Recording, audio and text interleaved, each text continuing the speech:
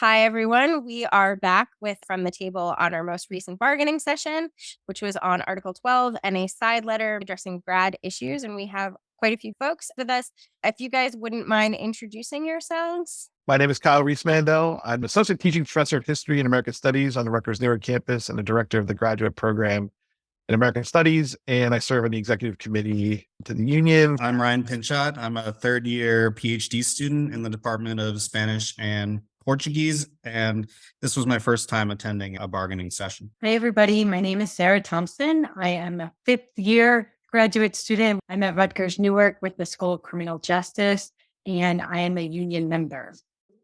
Hi, I'm Sarah DeGeorgis. I am also a fifth-year graduate student in the Department of Public Policy at Camden. I am on the executive committee of the union. I'm on the graduate worker steering committee, and I'm also on the bargaining committee. Hi, I'm Maria Garth. I am a fifth-year PhD candidate in the Department of Art History in New Brunswick. And like Sarah, I am also on the bargaining team, the executive council, and the graduate steering committee. Hi, my name is Liana. I am a fourth-year PhD student in geography at Rutgers, New Brunswick. I'm also the executive vice president for grad workers with the AAUP-AFT. Thanks, everybody. I'm Danielle. I am also a sixth-year PhD student of media studies. Glad to have everyone here today. So, Maria and Sarah, as you are both part of the bargaining committee, would you mind giving us a rundown? Yeah, so maybe we will start with the side letter. That was the one that we presented first. The side letter is on graduate funding extensions. We had previously proposed graduate funding extensions in our Article 12 proposal, which we'll talk about next.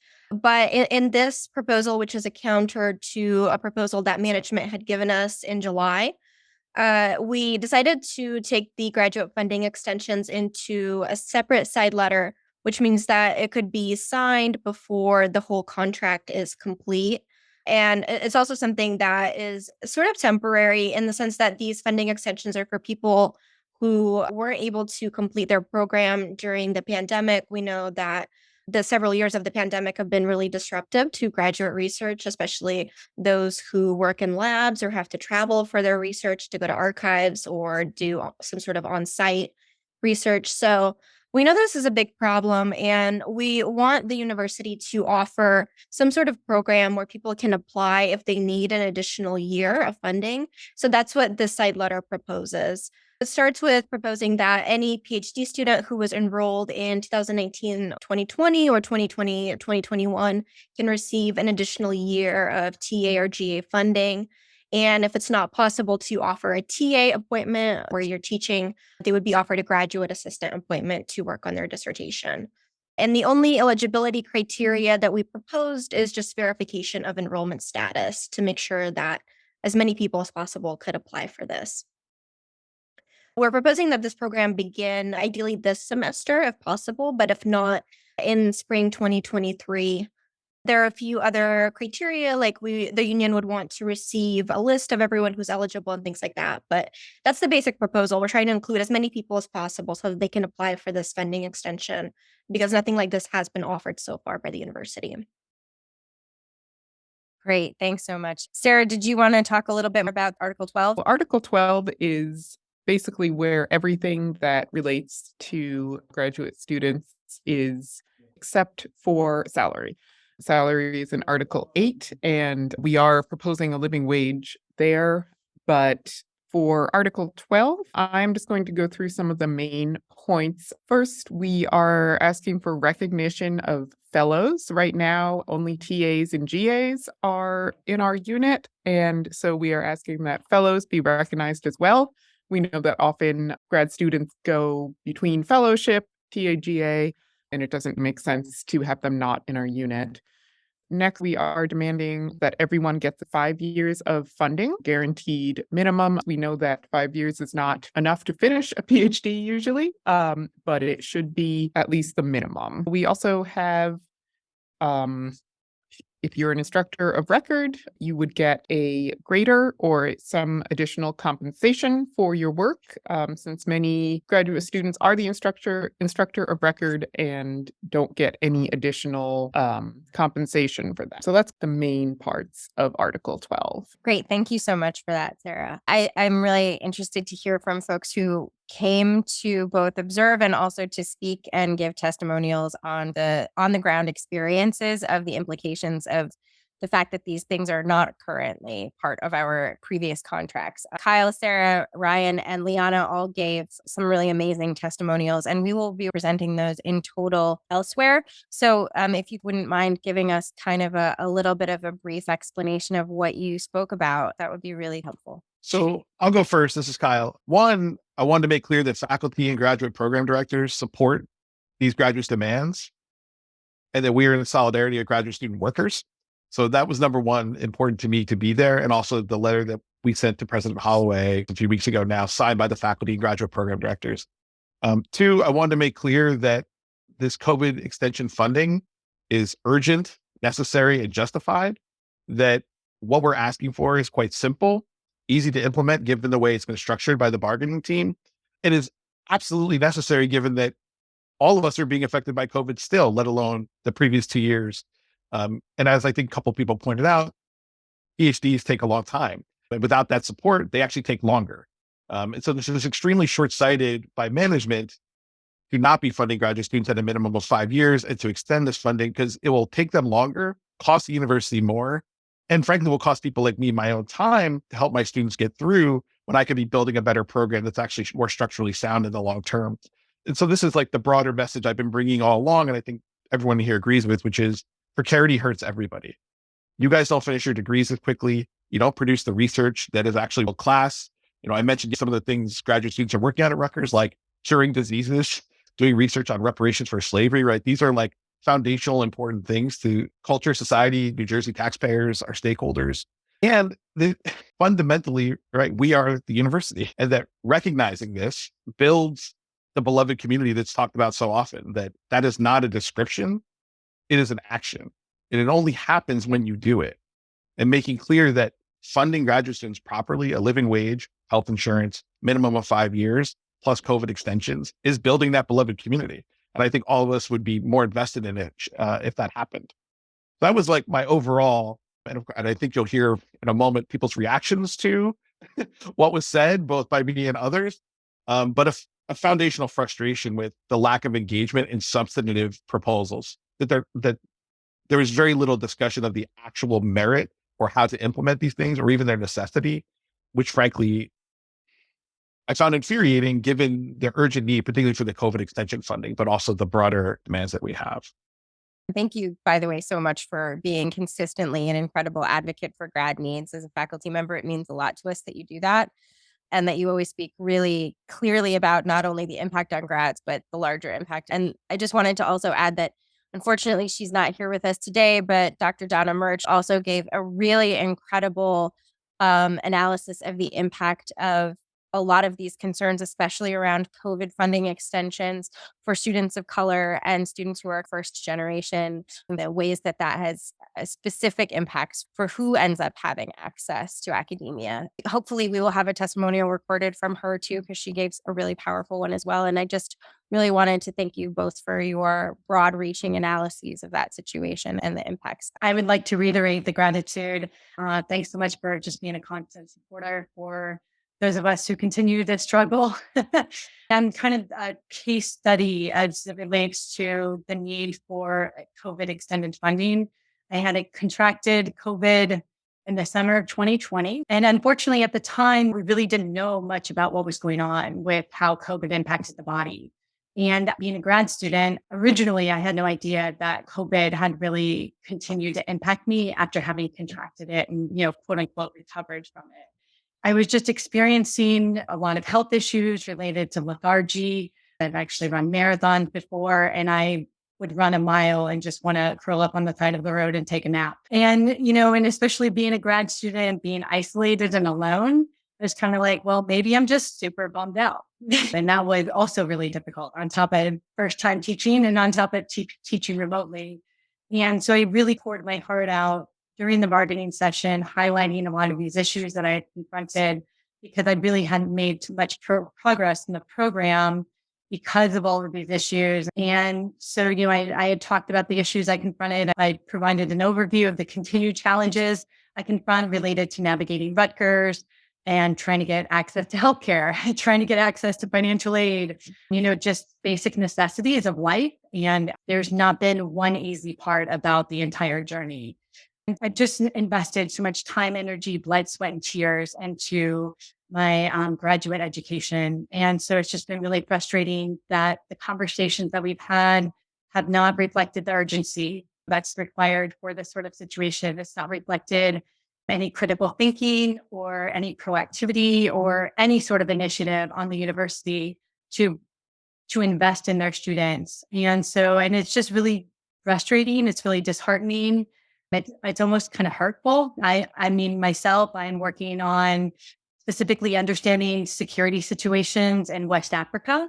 And I mean, that's a huge issue. What I'm researching directly impacts like millions of Nigerians, and it's an urgent issue. And if I'm struggling to pay the bills and I'm worried about being evicted because I can't pay rent, then my research is impacted because of that. So anyway, thanks so much for giving us your time and for this platform. I really appreciate this conversation.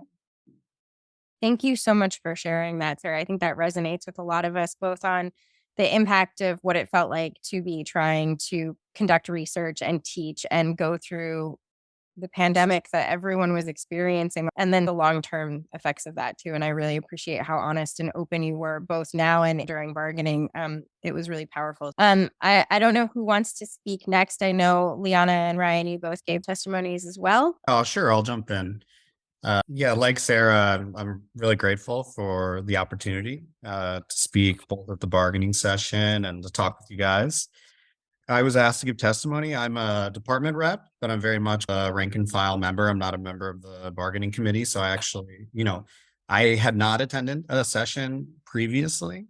So that was enlightening in a sense and cathartic. I personally was speaking on the bargaining item asking that we give 5 years minimum funding to all PhD students, which is, I would say, the industry standard. And even in 5 years, it's pretty unlikely that students are going to complete with their full financial support across that period. So kind of how Dr. Rees-Mandel was addressing this notion of the cost to the university of precarity among their grad students. This was kind of the tact that I took as well. They're putting a lot of investments into global racial justice, a lot of the narrative investment in research and action, community engaged research.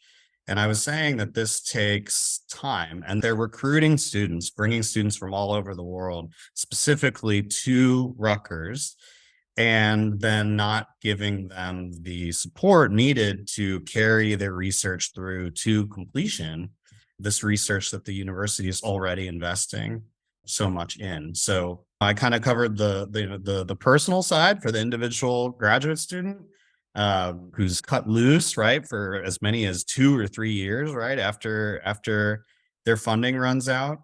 But then I also covered it from basically talking about the institution's reputation among the academic community worldwide, and the need to compete as far as recruitment and retention. And that's kind of a business argument before we even get into talking about like the moral obligation. But yeah, I mean, and as I said, it was my first time, and I was surprised by the tone from the other side. Yeah, I think every time someone comes for the first time to bargaining and then comes and joins us here, that's always kind of the first note, is that I can't believe that people were sharing these stories of how we as members of the university, we as the teachers of your students are experiencing X, Y, and Z, and management responds either not at all or rather callously or legalistically in some way that I think people find really jarring. We've had undergrads come and they were appalled. And I think getting to experience the way that they respond to us trying to introduce transformational changes to our contracts that have really big impacts on the lives of our fellow workers and students. Like it's jarring to see them kind of respond the way that they do. It's just so galling as well because Rutgers has resources. We know that Rutgers received a lot of COVID funding. We know that Rutgers has made significant investments in their athletics program. And really, what we're asking for as grad students is pennies, like really pennies to the dollar that Rutgers has. And it's just almost offensive that they would invest 4 years in me. But then if I can't make it after the 4 years, then it's like, okay, well, I guess our investment didn't really mean anything. So you can go off and figure it out. And so it's just really insulting that they don't invest more time, energy, and resources in their grad students. And it's almost as though I'm just a transactional person, that I really don't mean anything to the university. I think that for a long time, the way that graduate school worked and the sort of individualization hid a lot of these kinds of experiences, and people felt isolated in them and maybe weren't connecting as workers, right, in this conversation. But I think that we're all kind of coming to a much more open dialogue about these experiences and feeling less isolated and feeling less like it's maybe something I did wrong, that I didn't progress fast enough. And instead that we're having a systemic conversation about, no, actually the structure of the way that this is working is untenable for the vast majority of people brought into it. So thank you for framing that. Sorry, Liana, to kind of go a little off track there for a bit, but would you be willing to talk to us a bit about your testimonial as well? Yeah, absolutely. We've been back in. So I was one of those people who was sharing some personal stories and information in the bargaining session. And I kind of went into it thinking that I would feel nothing, that I would feel totally fine. But it was actually really nerve-wracking to talk about my situation. Even though I didn't go into that much detail, I found myself getting really, really nervous, and it was hard. So salute everybody who has spoken out and who has shared in these sessions. It's not easy to do, and but it's also really necessary. I was talking about my experience as a grad student who is on fellowship. I'm on fellowship this year, was on fellowship for my first year in my program, and then had 2 years of being a TA in between. So there are a lot of things that really changed for me when I became a fellow this year, including pay cut, lack of access to union benefits. And then what I really highlighted in my testimony that's so important for me as somebody who is dealing with a couple of different health issues is the fact that when we go between being a TA or a GA and fellow, that we actually switch onto different health insurance plans. And the student health insurance plan that you have when you're a fellow is significantly worse than the state benefits that you have access to when you're a TA or a GA. So you're dealing with, sort of inferior quality of care, different networks, and the fact that some of your providers that you've been working with, and for me, I really need to have continuity of care. I need to see the same doctors consistently, and I'm trying to reconstruct that care network, and it's very frustrating and extremely nerve-wracking, thinking like, I might not be able to go to my checkup appointment this month because of the change between different insurances. So I was highlighting, what I've gone through personally, but then also stressing that it's not just me that's experiencing this. We have hundreds of grads who are on fellowship just this semester alone.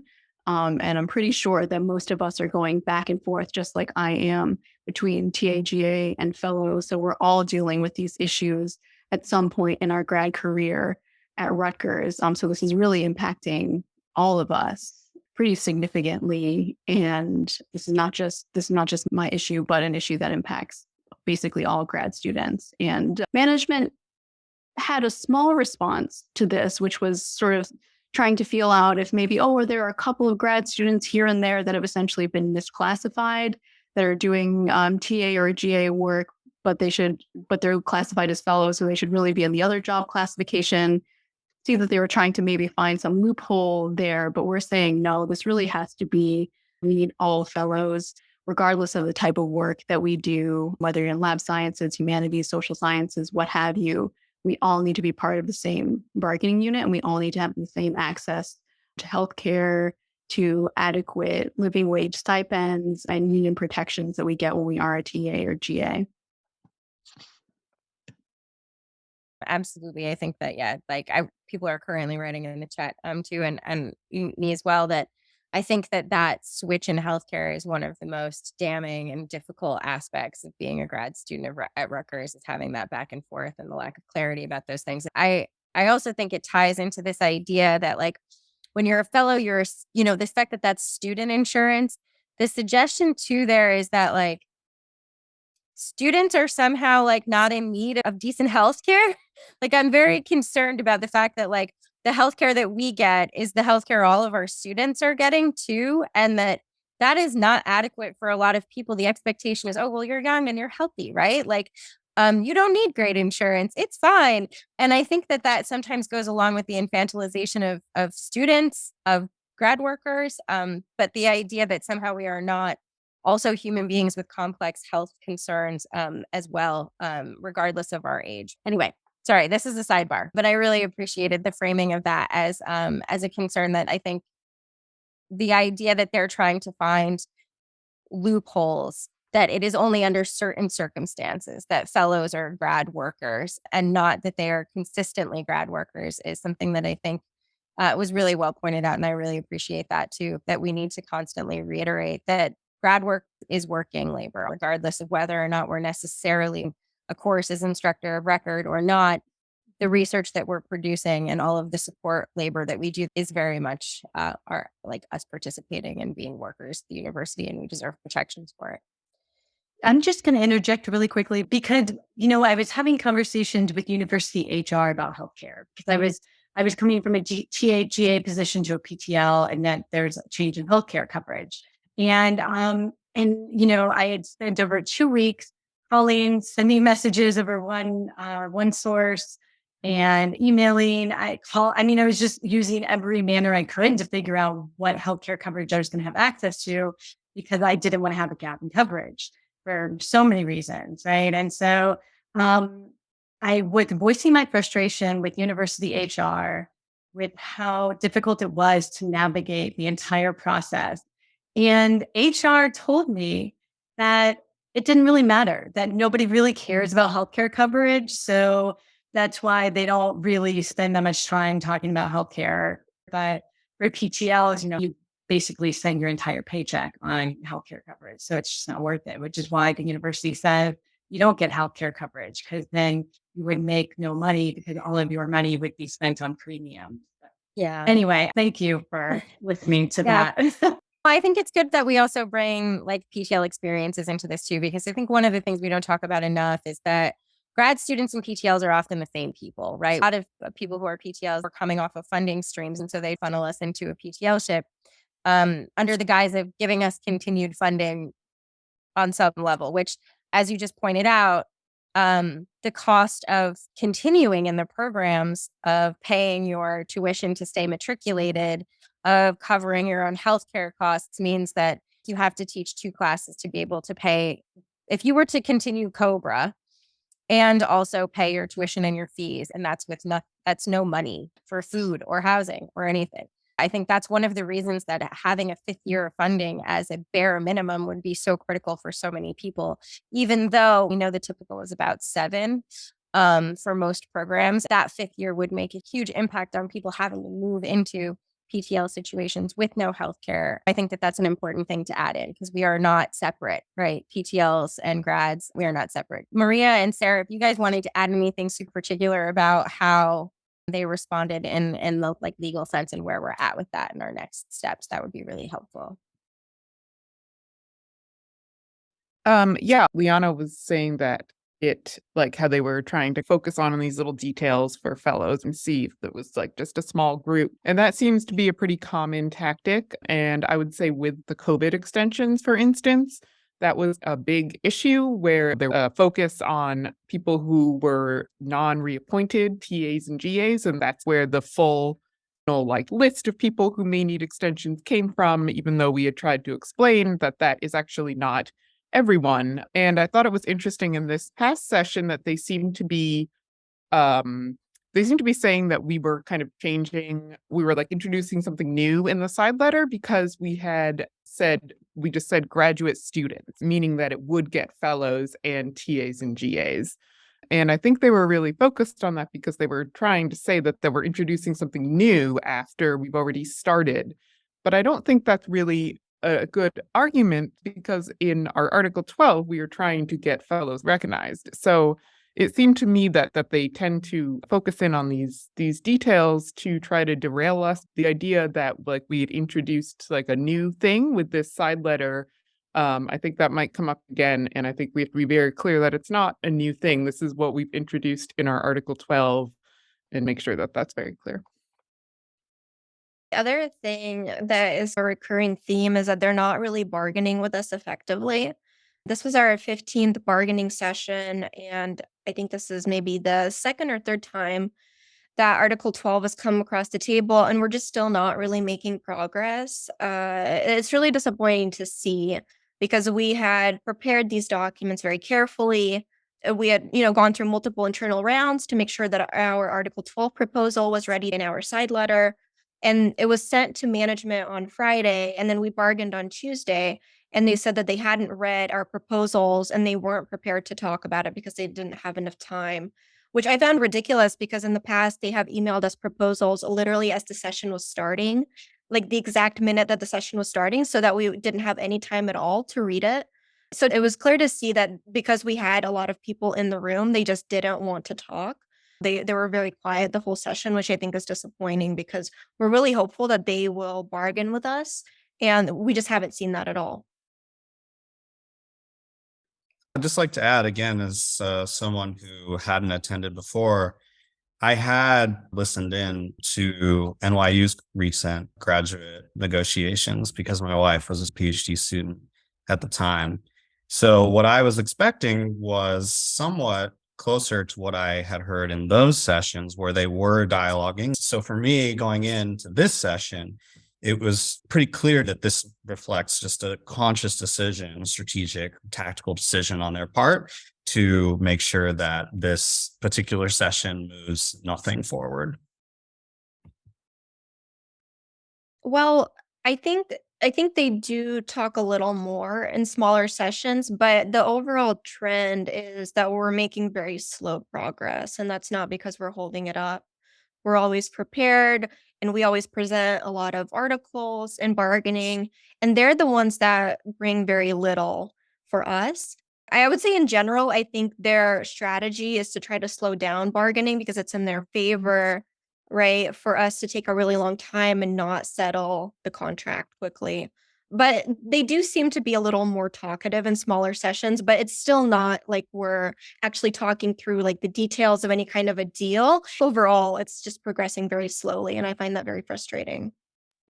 Pretty telling if management wants to have more conversations with smaller sessions, because especially you start talking about transparency, accountability, but they're not willing to even participate in a conversation. That's just pretty concerning. This lack of transparency. As a scholar, it's alarming. There should definitely be more transparency to this process. Yeah, I think as much as we've tried to push them to have more, I do really appreciate that we have opportunities like this one. Like last week was our first small session, and we had a lot of great conversations with people who were able to participate in that, so that hopefully we at least are producing access to transparency, even if people are not necessarily allowed by management to be present in the room. There is the opportunity to understand what's going on. There are really great notes that are being put up on our website as well, with a lot of details on what's happened.